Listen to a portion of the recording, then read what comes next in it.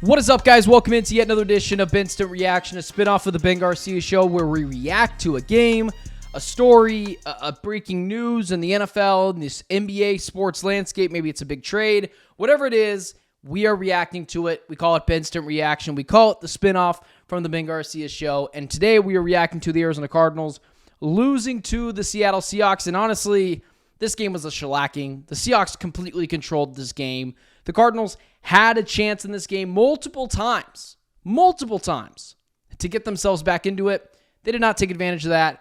And I love to hand out blame. I love to hand out credit. And I'm going to do that here in a second. But here's what I'll say before I get really deep into the weeds. I've noticed that my Cardinals coverage, the views on those videos, on those analysis, those reactions are starting to gain a good amount of attention. My last video did very good numbers. People are starting to really like the Cardinals content. I'm still going to keep up all the other NFL stuff as well, keep some of the stuff general, but I'm a Cardinals fan. I covered the Cardinals for a really long time. As you guys can tell, I covered the Suns right now for Locked On Phoenix Suns. You'll get some of that later in the year as well. But I just want to let everyone know, this is not a fan page. I'm not here to tell you how great your team is. I'm not here to help your ego. I'm not here to tell you everything is okay. For the last 4 weeks, where my numbers have definitely went up, and I appreciate that. Thank you for listening. Thank you for watching. I'm going to be honest. And you've gotten a lot of praise from me, and people tend to like that because when things are going well, things are going great, and people just enjoy that kind of content. That's not what I do. I'm honest. And you'll see that in a few short minutes here when I start ripping into this team a little bit. It's not always going to be sunshine and rainbows. So that's the disclaimer here. If you want a fan page, go find someone else. There's a lot of people that have really good fan page coverage. I'm going to critique this team at times. I'm not scared. I will not pull punches. I will hold teams and players accountable because I feel like that's what this media market is missing. I will not pull my punches. I will tell you exactly what I think. And here's the caveat to that. When the team is good, I'll tell you that they're good, and you will know that I'm not blowing smoke and that I actually think this team can compete.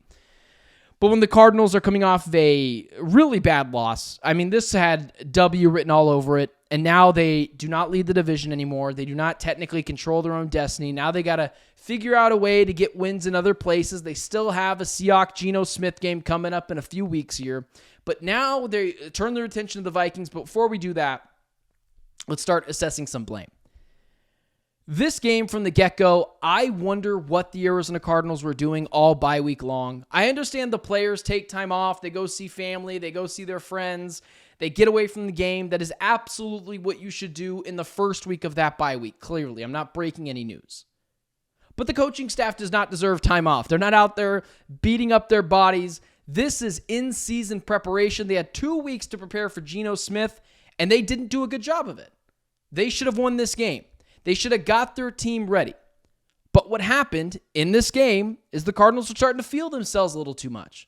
To take an old page out of the Deion Sanders playbook, what he had just mentioned earlier this weekend is, listen, Cardinals were starting to read the headlines. They're starting to see that people were starting to take notice. I'm a big Colin Cowherd guy. He put them in their blazing five. He put them in his herd hierarchy. People are starting to notice Kyler Murray. Ooh, MVP candidacy, Kyler Murray. Yeah, those odds have plummeted. That's what happens when you start to feel yourself a little bit. When you're a team that has largely been irrelevant for the past couple of seasons, even maybe further than that, you start to read the headlines. You start to see everyone is starting to say some nice things about you, and you let your foot off the gas. This was a regression game for the Arizona Cardinals. I don't know what they were doing during the bye. I don't know what Jonathan Gannon was doing. Drew Petzing reverted back to some really, really bad old habits that just need to be broken. But I think we'll talk about Gannon in just a second. I want to get to him because I appreciate some of the things he said as I was looking at some of his post-game pressers. We got to be honest about Kyler. Kyler is not Joe Burrow. Kyler is not Josh Allen. He's not one of those top guys. Kyler Murray is clearly not Joe Burrow, Josh Allen, Justin Herbert, Patrick Mahomes, whatever it is. Maybe not the Justin Herbert. That is obviously a stretch right now. I probably shouldn't even have mentioned him, but He's not Josh Allen. He's not Lamar Jackson. He's not Joe Burrow. He's not Patrick Mahomes. Like, we know that. We're 6 seasons into Kyler Murray. Now, I'm not here to rag on the guy. I still think he can be a top 6 quarterback. I think that is the pinnacle of Kyler Murray. But you noticed I named 4 guys. We call those blank check guys, meaning there are no negotiations when you go into contract negotiations. They slip over a check, and the player fills out what they want, and then you pay them. Kyler Murray's not that guy. Now, can he win an MVP one of these years? Maybe. He's highly talented. Kyler, I don't know if there's anyone more accurate either. That throw to Michael Wilson, yes, an amazing catch. Michael Wilson made it a phenomenal Willie Mays type catch over his shoulder. Just exquisite. On every fiber of my being was completely awesome. That ball was thrown in one place and one place only, and anywhere else it gets picked off. That is what's so great about Kyler. But there are some things that just drive me a little insane. But when you don't have a Josh Allen, a Patrick Mahomes, a Joe Burrow, a Lamar Jackson, there are going to be some things that your quarterback drives you insane with. Kyler, there were multiple instances in this game. He could have took off and ran, outran the linebackers, potentially got chunk yardage. I thought he could have scored in the red zone using his legs. He didn't do that today. And why did that happen? He got very scared in the face of pressure. That is not entirely his fault. The offensive line was putrid today, easily their worst game of the season. They were getting bullied up front. Gave up 5 sacks today for 36 yards. Kyler did a good job of kind of evading some of those sacks. It could have been worse than it really was. We've seen that earlier in the season. But this offensive line got, and Kyler Murray got by the Seattle Seahawks defensive pressure. They were in the backfield on every play. They could not get this running game going. Kyler, he had some moments today, but overall, he was largely a mediocre quarterback. Whereas on the other side, Geno Smith made one. You know what? Let me stop that really quickly before I go to Geno Smith. I also want to mention the interception for a touchdown in this game. That cannot happen in year 6. It can't happen. That was, if you are going to be a top 8, top 6 quarterback in the NFL that I believe Kyler Murray can still be, especially after the past couple of weeks. What he did over the past couple of weeks does not eliminate how bad he was today or how mediocre he was today. But if you want to be one of those elite tier quarterbacks, and I understand the play calling wasn't great today, you can't do that. That interception for a touchdown was just awful. He airmailed Michael Wilson. I thought he could have got the edge on Devon Witherspoon. We know Kyler doesn't really like to be hit. Who can blame him? Who does? But that throw to Michael Wilson, there's no excuse. You have to complete that. You have to complete that play. You do. And he didn't. And it ultimately, in my opinion, cost them the game. That's where the swing of momentum happened, and they just were not calling themselves out from that. But there was 2 types of quarterbacks today. Geno Smith, now call it what it is. Geno was at home. I have to say that as well. More friendly environment, but he was sacked 5 times today as well. Just the eye test tells me he was better under pressure than Kyler Murray was. And we have to just be honest about that. Both quarterbacks had a really bad interception. Kyler's was way worse than Geno Smith, and it was way more costly. One was 7 points, one was 3 points at the end of the day. Kyler looked small today when you compare the 2 quarterbacks. Now, you put 32 GMs in a room, they're all going to take Kyler Murray over Geno Smith, but you can't have that in year 6. You can't. Kyler has to outplay the quarterbacks that he can easily outplay, and Geno Smith is on that list. And he didn't today, and that's the inconsistencies we kind of worry about. And it would be a bigger deal had he not been awesome for 3 straight weeks before that. So, Kyler, got to be more consistent, can't have that type of game, was not bad today necessarily, but wasn't great, cannot be in that mediocre space, and then also not have the running game going. Here's where I really want to harp on, because I want to go back to that play, because it's not just Kyler's fault for throwing that interception. Drew Petzing's play calling today, I don't know what we're doing. I don't understand where we're going with Drew Petzing at times. The last 3 weeks, the play calling was amazing. They got Trey McBride involved. They got things open down the field these past 3 weeks. Things were just clicking offensively the past couple of weeks. James Conner, complimentary run game. Trey Benson, switch it up, different change of pace, running backs. He was hitting all the right buttons. Today, it just felt like he resorted to all bad habits that he had before. And you can't have that. You cannot be going back and forth. You got to get your quarterback involved. I don't know where Jonathan Gannon is on the play calling duties. I assume it's not very high. He is a walk-around coach. He is more of a leader of men. He's kind of observing what's going on. I understand that's his mold, but it is 4th and 1. And I don't understand with the infatuation with not just the Cardinals, but really all teams in the NFL that do not hand the ball off to their running back with when they need 1 yard. But the Cardinals are clearly not immune to that. It is 4th and 1. You have the best short yardage back in the NFL. The best short yardage back in the NFL in your backfield, in James Conner. Give him the damn football. It is not that difficult. And if you don't give the ball to James Conner on 4th, or if you do give the ball to James Conner on 4th and 1, you do decide that's what you're going to do. It's 4th and 1. You give the ball to James Conner and it fails. I can live with that. What I can't live with is these weird trick design plays that you're trying to get Michael Wilson involved, but it's an option to the right. It just doesn't make any sense.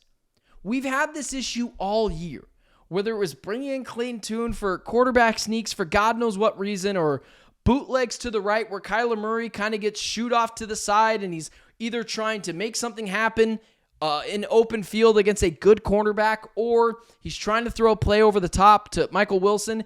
It doesn't work. I can't live with that.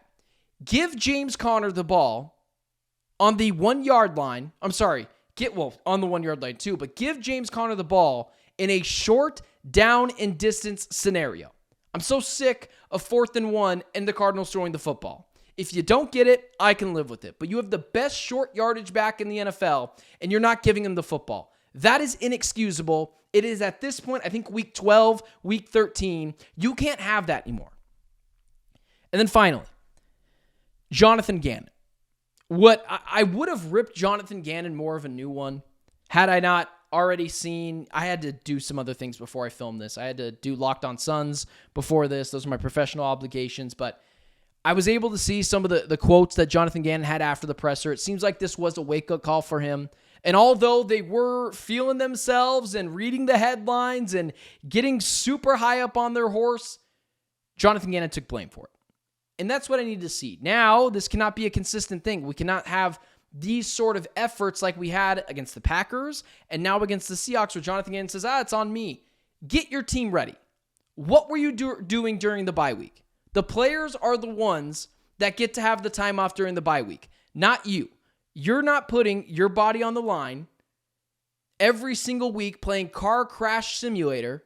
You are drawing up plays. You are coming up with game plans. I don't know what the game plan was today, but you were outclassed by Mike McDonald. You just were. He was absolutely better than you on every facet, even on defense, even though the Cardinals defense played better or played well at times in this game. He outclassed you. And you made your quarterback look like a first-year quarterback. You did not get your team ready to play on the road coming out of a bye. That is an indictment on Jonathan Gannon. He has to be better about that. He has to get in the ear of Drew Petzing and say, hey, man, it's 4th and 1. Let's not run a speed option with a potential to throw the ball over the top. Let's just give the ball to James Conner when we need 1 yard, given the fact he's the best short yardage back in the NFL. Here's the credit I will give to Jonathan Gannon. He did take the blame for it. He said, this is all on me. I've got to be better. I've got to get these guys ready to play. That's what I need to see in a leader. Not out on Jonathan Gannon, not out on this team, but it does suck to lose this way. Because, in my opinion, still, and this is the thing in the NFL, the better team doesn't always win. And the Cardinals, I feel like, are still the better team, but they didn't win. They were outcoached. They were outclassed. And now in 2 weeks or whatever it is when you get the Seattle Seahawks again in Glendale, that is a must-win scenario. And you got to beat Geno, and you got to beat Drake May, and you got to beat Bryce Young. And don't look now, but Bryce Young's starting to look a little better. Cannot overlook these games, and that's what they did today. They overlooked the Seahawks. They got a big game next week against the Minnesota Vikings. Shameless plug. I will be there. Let me know in the comment section if you want some sort of content, but you just have to be better. Have to be better if you're the Cardinals coaching staff. Completely let them down today. Kyler as well did too. Cannot abandon the running game. Cannot throw the ball more than you pass, especially early on in the game. Got to be a more balanced offense. Some blame to go around everywhere. Not out on this team. Do not write in the comments section how you're so upset. Same old Cardinals. If I had told you through 12 weeks they'd be 6-5, you would have taken it. So sit down, shut up, enjoy the show. We're going to be fine. We're going to be fine. Let's see what happens against the Vikings next week. They lose that game. You won't get a post game until probably sometime on Monday because I'll be in Minnesota. But we'll see what happens next week. A good potential wake-up call to go into Minnesota against a good Brian Flores-led defense and Sam Darnold, who's been playing better this year, a real test for them. Now, I will be in attendance, so we'll see how it goes. I'm very happy that I did not accidentally buy tickets to go see Clayton Tune, so that should be good. Anyways, we're okay. Take a deep breath. You're not going to win every single game. If I told you through 12 weeks you'd be 6-5, you would take that with games against Drake May and Bryce Young and Geno Smith again coming up. So it's all right, okay? Just everyone take a deep breath. I'll be with you guys on Thursday, probably to film that video, a pregame like I do every single week. Again, my flight is on Friday. I'm not looking to try to make all that stuff on Friday night. Maybe I do. I don't know. I'll keep you guys updated. Thanks so much again for the support. It's been awesome.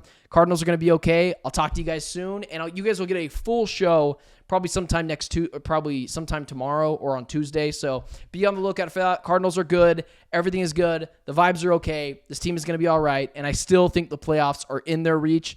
Just a bad game. Got to be better coming off a bye, and that's on Jonathan Gannon. That's on Drew Petting. That's on the coaching staff. That is on Kyler Murray as well. Until then, it's been the Ben Garcia Show, and I'll talk to you guys when I talk to you guys again.